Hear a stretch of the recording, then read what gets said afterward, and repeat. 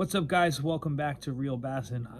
Today I wanted to talk in depth about the Ghost trolling motor and mainly compare it to the Ultrex, because I don't have experience with the Force, but I think a lot of this video will pertain to the Force as well.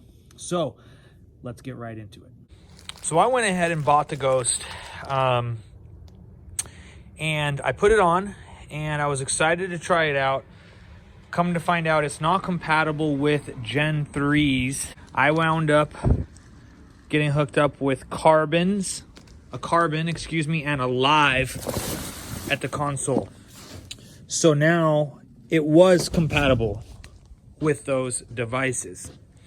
However, as I get on the water, my main gripe was that I have become used to the Ultrex. The Ultrex and Minn Kota have patents on a lot of their products in this environment. And those patents are something that I will talk about and that I feel will keep Minn Kota consistently ahead of all of its competition.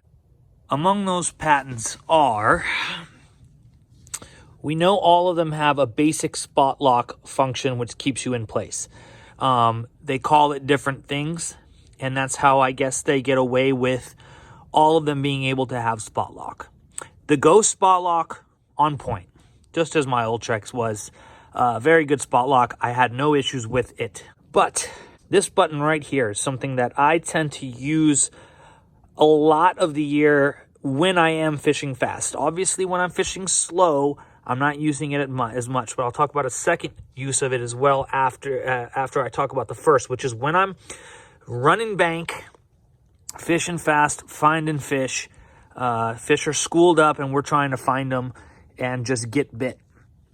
In my desert waters, it's important. And I have a lot of open waters. I'm not working on too much stumps and stuff. There we have the constant button. As we know, the constant button goes on. It will turn green here. We touch the north up, course up button. And then a red light will also be on. And that button will stay on whether I'm on constant or not. But it'll only really function when I'm on constant. Because obviously if I'm using this button up here, I'm turned where I'm pointed. And your foot's going to be doing the direction that you're going with the trolling motor. When the course up button is on, I can fish freely. No feet on the pedal. I'm fishing. Even if I'm at a real slow clip and I move this to like a 1 or a 2 because I'm not fishing all that fast, what I can do is still just kind of keep moving along the bank and at the same angle I'm going pretty much. And that course up should keep me oriented where I want and not veer off course so that I can just be up here casting away. Typically I'm left-handed. I'll be fishing a lot of the right of the boat, but you know, that varies obviously place to place. But in general, I'm cruising along and I'm able to fish and I'm on constant with the course up button and I'm just cruising. I get a bite. All I have to do is hit that constant button. Boom. I tap the constant button and the trolling motor turns off. If you're in some kind of current or something else, you can grab obviously the spot lock button. That'll take you out of constant and it'll hold your position pretty well. Obviously, depending on the situation, you will backtrack on how fast you're going and things like that could throw you off while you're bringing that fish to the boat. But that is really my method for fishing freely, running bank. And the other scenario I'll talk about where I really use this course up button, I would say that course up button is on my trolling motor 90% of the time. It's very rare that I don't want to use that and just use a constant button at all. For the most part, I'm either pedaling with my foot, making my moves, or with that. And constant then, together basically, right? Because they basically run hand in hand. But let's say I'm fishing shallow now and I'm getting to the back of a cove and I want to get out of that cove. Well, currently I can turn my trolling motor, turn it back out of that cove, straight back out, or to the side or whatever hard.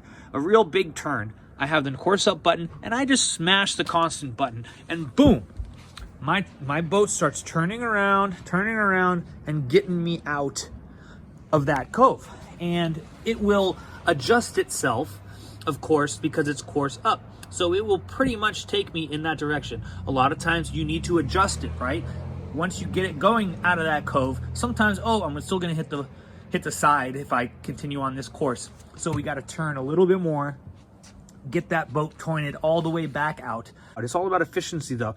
You get out of that cove real quick, you get your momentum out, you rip that trolling motor back up, and you're on the big engine. You're off to your next spot to get the winning fish. We want to be efficient with our time, and to me, using this makes me more efficient.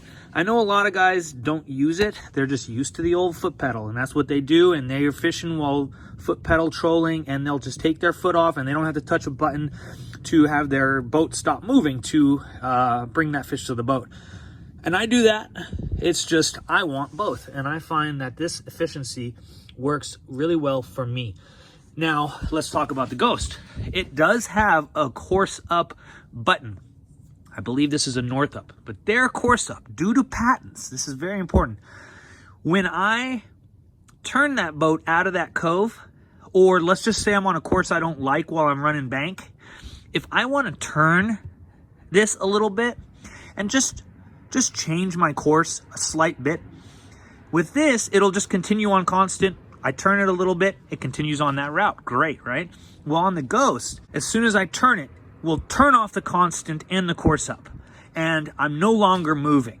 So then I have to go back to touch the constant button and the course up button in order to continue on that autopilot path. The same is true for when I'm getting out of a cove. As I said, I'm a little bit off. I'm going to hit the side. I need to turn it a little bit more and just adjust, but I want to keep going and not lose my momentum. Well, if I turn that sucker, it's not going to continue me out. It's just going to kill its power, and you're going to have to return back on the constant button, or you're going to have to stay on the pedal yourself manually and get yourself turned and out of there. And I just didn't like that. And part of that is I'm just used to it, but I really feel like that's what makes the Minn Kota still a better option for most anglers, especially considering I had an Ultrex. Why would I switch to a Ghost when I already have what I find to be a superior product? I didn't need to spend any more money. So I went ahead and sold the Ghost to my buddy. I had gotten it on a good deal and sold it to him for the same price I got it for. Put my Ultrex back on and put the money back in my pocket.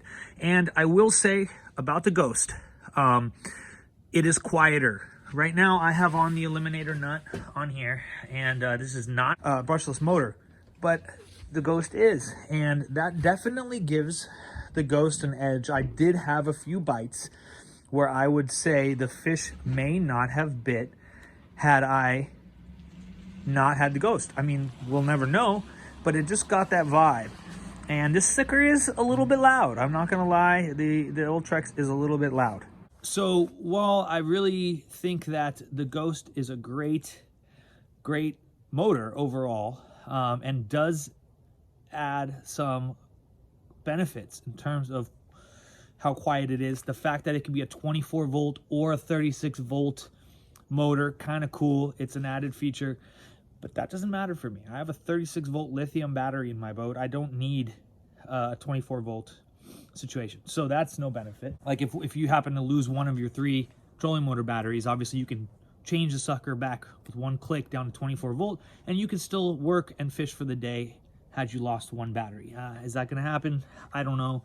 But for me, again, it's not applicable. The patents make Minn Kota just a better option, and as soon as Minn Kota is able to put out a brushless motor, which I would have to guess they're working on and will have out by, I don't know, 2022. I can't believe they don't have it ready already in 2021, ready to compete with the Force and the Ghost in that regard. The one spot where they are not superior is that they don't have a brushless motor, and those companies do. These patents do affect the Force the same way. There are a couple of patents I believe the Force actually ignored and might be dealing with lawsuits on. I think the Ghost pretty much adhered to everything, and that's why it is fully not on the level that the Ultrex is due to those patents. And I hope this video helped a lot of guys. If you're somebody that doesn't use the autopilot and you're thinking about a new motor, I would say in that situation you may like the Ghost or the Force, depending on what graphs you have. You want to pair those graphs. There are some cool things you can do by pairing the Ghost with your graphs. Set yourself on a course, etc., etc. Those things you can do with a Minn Kota and Hummingbirds, I believe, as well. So, I mean, that option's there for those. So, you know, everybody's going to have their opinions. I'm just giving you the facts. The Whoosh came and saw us here. Good timing. But I hope you guys enjoyed the video. I'm excited to hear your comments and your experiences with the Minn Kota Ultrex versus the Ghost and the Force, especially because I don't have personal experience with the Force like I do the others. Thanks for watching Real Bassin. Hope you guys are having a great start to your 2021 year and excited for what it holds. Thanks for watching. Please like, subscribe, and share.